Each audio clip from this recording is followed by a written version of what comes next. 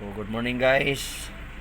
So kuman ato kuman ipakita ana to usually ginagamit na Bajaj RE 20W50 gihapon ni siya.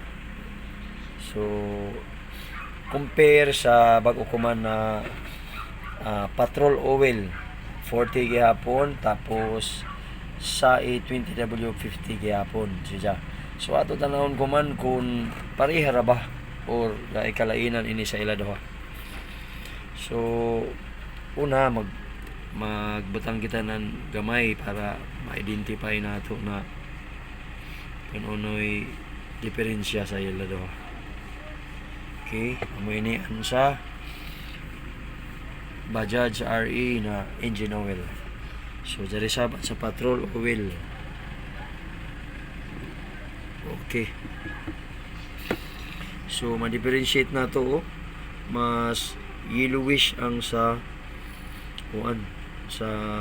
Patrol kaysa rin sa Bajaj RE. Medyo di karaja yellow.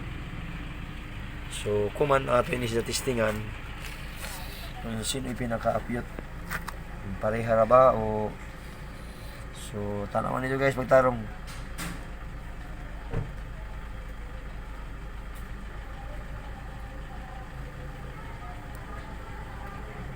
Tanawan nito guys, pareha ra ba ka-apyot.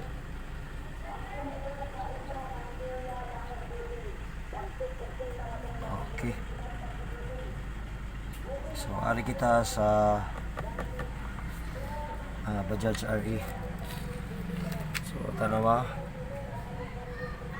so medyo tinaw siya di karaja yelo, pero ang kaapyoton murag mas apyot ang buwan Patrol Oil. Tagak raman diretso ini siya. Mura man ang tubig. So nakita niyo mas apyot ang Patrol Oil. So better gadto gamiton ang Patrol Oil kay mas apyot man. Okay, so ato na differentiate kung sino'y guwan.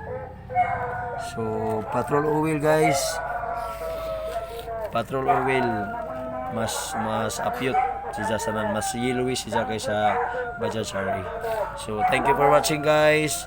Don't forget to subscribe and like my videos para ma-update ka mo sa mga videos na ako i-upload. Thank you.